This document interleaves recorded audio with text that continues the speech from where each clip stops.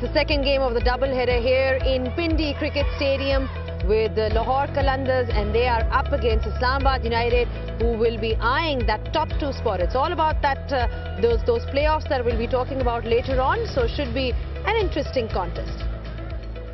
Great to be back on pitch side. Like I said, lots to play for, lots at stake for Islamabad United. Just a quick reminder that Lahore Qalandars are now effectively out of the competition, but they'll be playing for pride.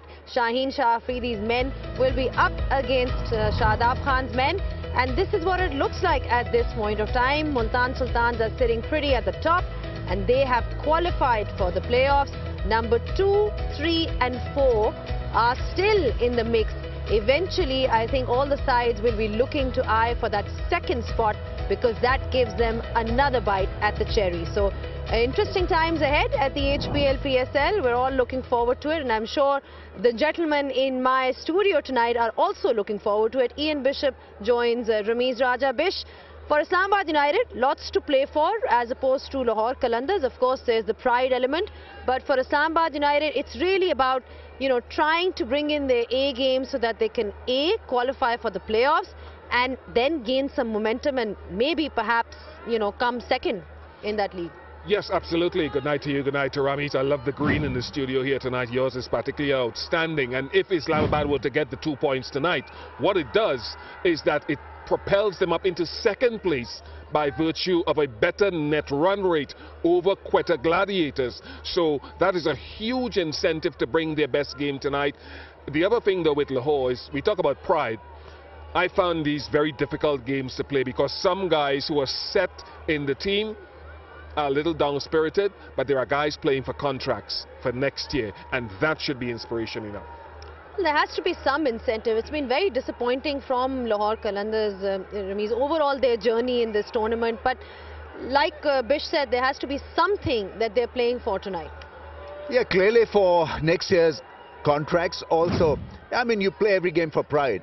But it's just that Shaheen Shah Afridi as a leader, probably he's been under the scanner. You know, he needs to prove himself as a good white ball leader, because he's now leading Pakistan also. So he's had quite a few hiccups, and I just feel that overall the game plan, the game awareness, the selection where to play certain individuals have been below par by a long way, and that's very much unlike the Qalandars.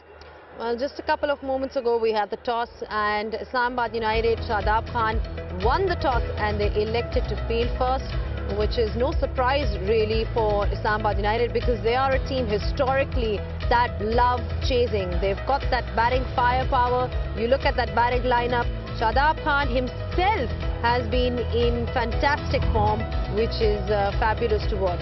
Now, Lahore Qalandars, Ramiz, then they are, there's 4 changes for them. Fakhar Zaman not been in the best of forms, but a couple of changes. What do you make of this lineup? I mean, it's fine. I mean, they could have changed the entire team because there's nothing to lose, so might as well use the bench strength and get the new faces in. I mean, David Visa was badly missed, not only because of his all-round prowess, but also because he's a good reader of the situations and has a good cricketing brain. So I just feel that it's just too late, you know, making all those changes. They needed the form players. They didn't have a lot of form players, and, you know, lack of form of Fakhar Zaman has hit them quite badly, because on the day, as we all know, that he's a go-getter, he's a finisher and a match winner.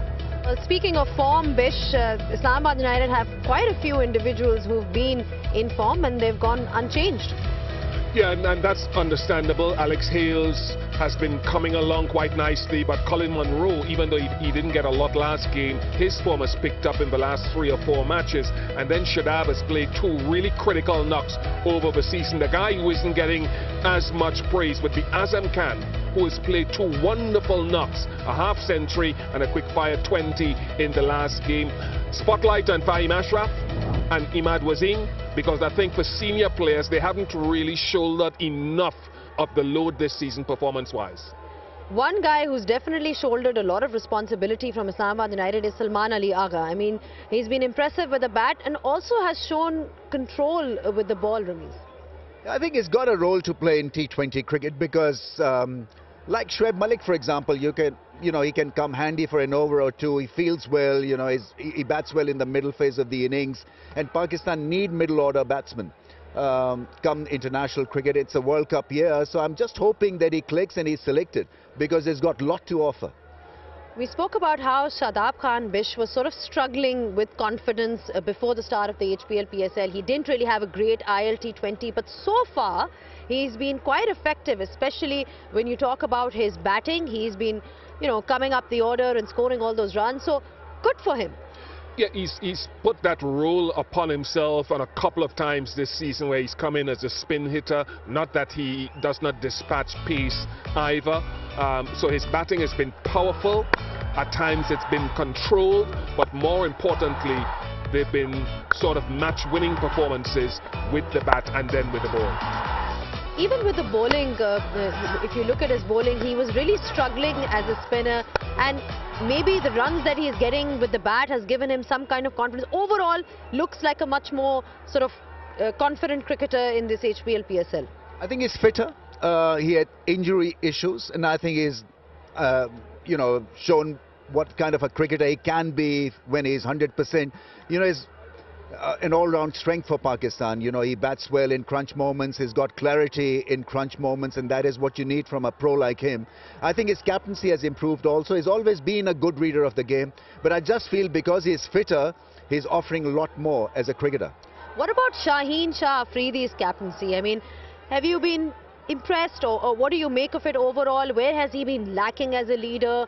What has been missing from Shaheen? See, the jury is still out regarding his captaincy issue, because I feel that he at times tries a little too hard because he knows that he's a match winner, and so as a leader he needs to put in those big efforts and elbow grease and be a great leader and lead from the front, all kind of stuff. But I just feel that at times he needs to relax. He looks frantic in the field at times.